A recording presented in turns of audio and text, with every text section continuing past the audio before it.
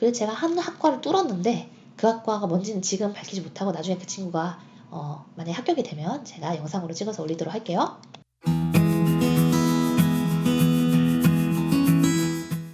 안녕하세요. 입시 읽어준 여자입니다. 오늘은 고려대학교 2탄에 대해서 살펴볼 건데요. 자, 고려대학교는 이전 영상에서 제가 어떻게 얘기했죠?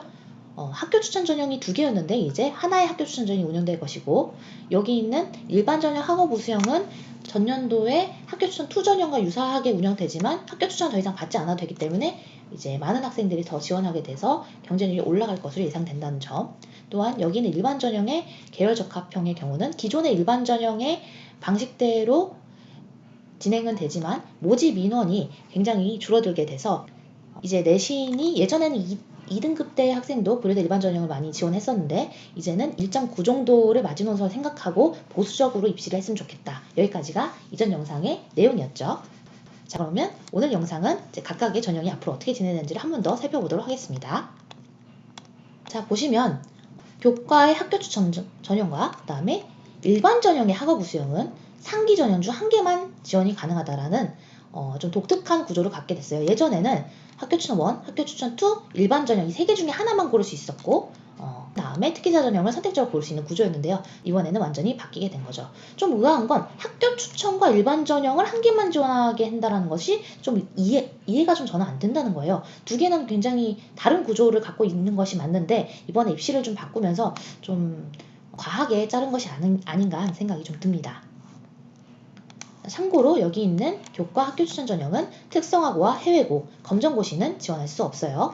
보시면 이 학생부종합 전형의 계열적 합형의 경우는 수능 최저 학력 기준이 없다는 것을 확인할 수가 있습니다. 그래서 의아하죠. 자, 예전에 일반 전형이 굉장히 까다로운 최저로 유명했잖아요. 근데 이번에 도대체 어떻게 바뀌게 될지를 살펴보도록 하죠. 자, 이게 바로 학교 추천 전형인데 이 학교 추천 전형은 교과서를 면접 이렇게 진행되는데 단계별 면접이 아니라 모두에게 동일한 퍼센테이지로 교과 60, 서류 20, 면접 20으로 반영해서 전원 면접에 기회를 준다. 기억하시면 되겠고요. 이건 일반 학종 전형인데 전년도에 학교 추천 2 전형과 굉장히 유사하다. 그런데 왜 일반 전형과 학교 추천 2 전형을 둘 중에 하나만 쓸 수 있겠는지는 의아하다. 경쟁률의 안배를 위한 것이라고 생각이 되지만 일반적인 학생들 입장에서는 굉장히 당황스러울 것 같아요. 특히 이 일반 전형에서의 최저가 없어졌다는 점이 좀 의아하기 때문에 최저 위주로 보시면 좋겠죠? 자, 인원수 표입니다.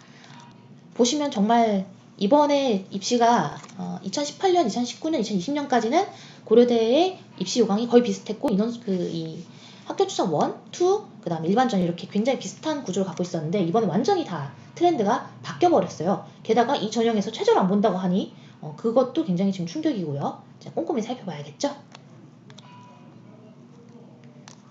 자, 보시면 사회학과가 인원수가 꽤 많네요. 그리고 계열 적합형의 경우에는 뽑지 않는 학과도 굉장히 많다는 것을 꼭 체크를 하셔야 될 것 같습니다.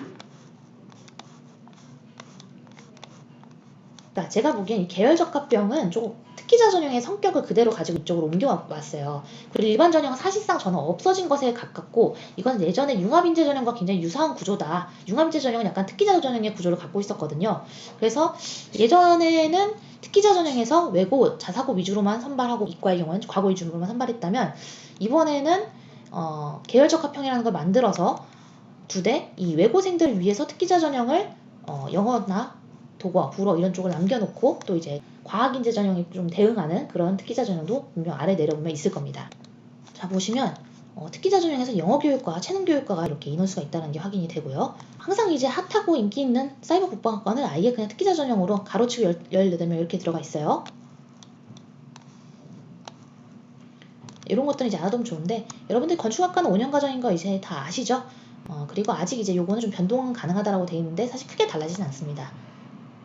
자율전공 학부는 1학년 1학기 때 공공 거버넌스, 그 다음에 리더십 융합 전공을 제2전공으로 시작하고 3학기 이후에는 지원해서 배정받은 인문사회계 제1전공으로 이수하게 되어 있습니다. 자, 국제학부는 수시 모집에서 미선발 인원이 발생할 경우에만 정시 모집에서 선발되므로 0명이 되는 경우도 있고 한두 명밖에 안 나오는 경우도 있을 수 있다. 여기 별표는 교직 과정 이수된다. 그 정도 이해하시면 되겠어요. 자, 수능 최저학력 기준입니다. 수능 최저학력 기준은 자, 보시면 일반 전형 학업 우수형만 남았고 이제는 더 이상 저 전공 계열적 합형, 그러니까 계열적 합형의 경우에는 최저가 없다. 그러니까 일반 전형이 원래 고려대 일반 전형 하면 최저가 굉장히 까다로운 전형, 그러니까 낮은 대신으로도 까다로운 최저를 맞춰서 갈 수 있는 전형 이렇게 알려져 있었는데 이제 그 부분이 없어져 버렸다라고 이해해도 무방하겠죠. 인문계는 세계 영역 등급합 5 이내, 그다음에 한국사 3등급 이내를 요구하고요. 자연계는 세계 영역 등급합 6 이내, 한국사 4등급 이내. 의대의 경우에는 4개 영역 등급합 5 이내이고 한국사 4등급 이내인데 모든 경우에 탐구 영역은 2개 과목 평균 등급을 반영하고 절사하지 않습니다. 2등급, 3등급의 경우는 3등급이라는 의미입니다. 자, 학업 우수형의 경우는 인문계는 국어, 수학, 가나, 영어, 사회, 이제 이 과탐 전부 다 포함해서 4개 영역인데 4개 보시면 인문계는 수학 가도 과탐도 지원이 가능한 거예요. 그런데 자연계는 수학 가도 과탐만 지원 가능하고 수학이 나거나 사탐의 경우에는 지원이 안 된다는 거죠. 교과 전형에서의 자연계도 마찬가지입니다. 그래서 그 부분을 꼭 유의하시고요. 당연히 의대는 뭐 당연하죠. 의대는 일반 전형 학업 우수형이 제가 고교 추천 투전형과 유사합니다라고 얘기했지만 실제로는 고교 추천 투전형, 그러니까 학교 추천 투전형과 일반 전형을 합친 겁니다. 일반 전형 계열적 합형과 특기자 전형, 인문 자연계, 그다음에 학생부 종합, 기회균 등은 수능 체제가 없다라고 나와 있어요. 자, 학생부 종합 전형, 기회균 등은 수능 체제가 없으니 여기 있는 사실 실기는 제가 거의 뭐 안 보는 편이니까요. 여기 있는 학과들 위주로 보시면 될 것 같습니다. 자, 그래서 지정 응시 영역은 여러분들 아까 제가 언급한 거에서 거의 겹침으로 따로 언급을 안 드리도록 할게요. 이제 지금 보고 있는 건 정시 모집인데요. 정시 모집은 사이버 국방과가 좀 독특해요. 여기는 수학 가를 1등급 또는 과탐 2개를 모두 1등급을 받을 것을 요구하고 있는 아주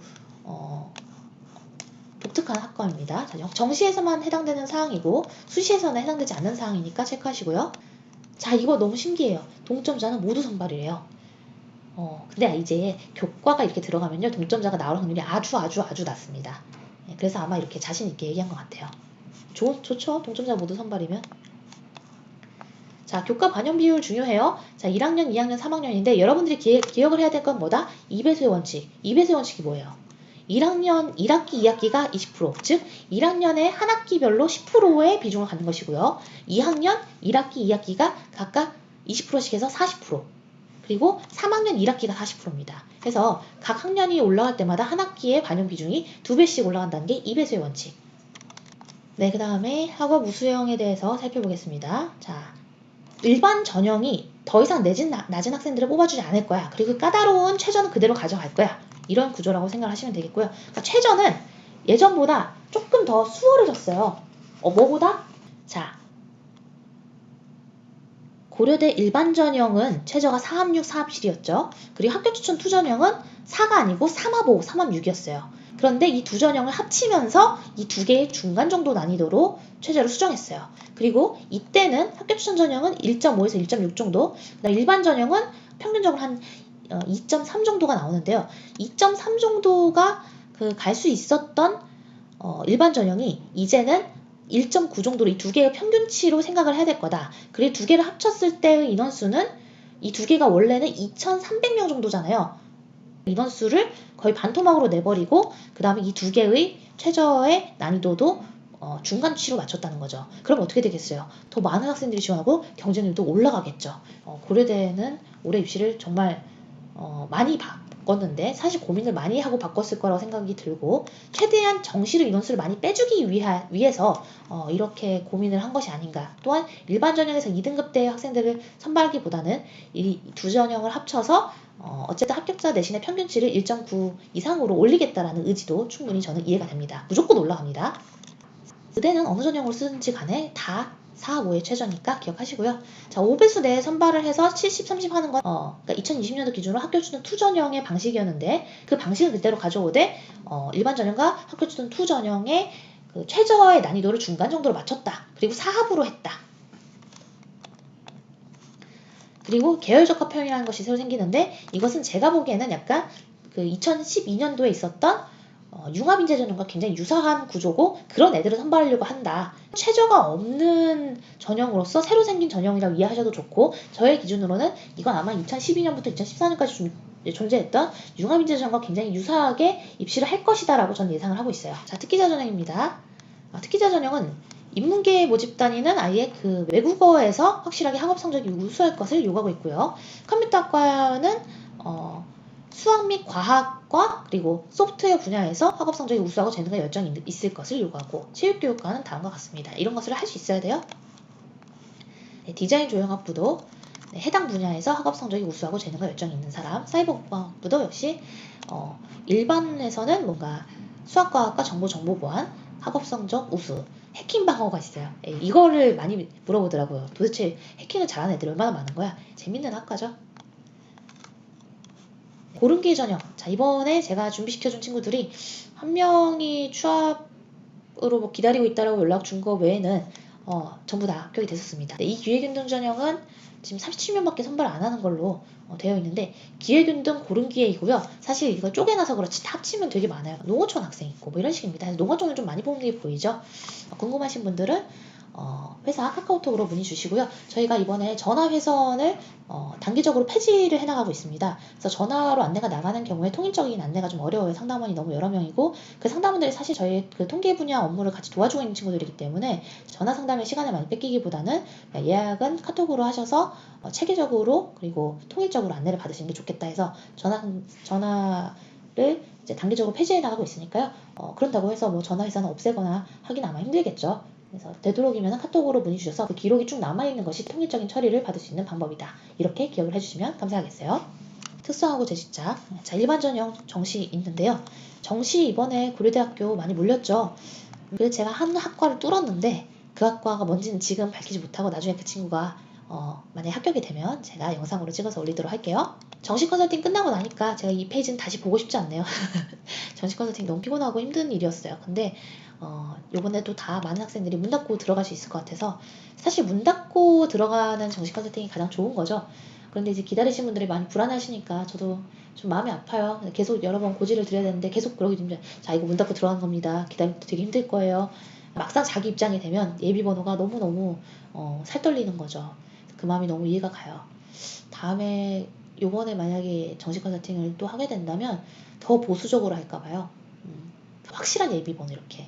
사실은 정말 딱 문 닫고 들어간 게 최고긴 한데 학생들이 너무 불안해하니까 안타까워요.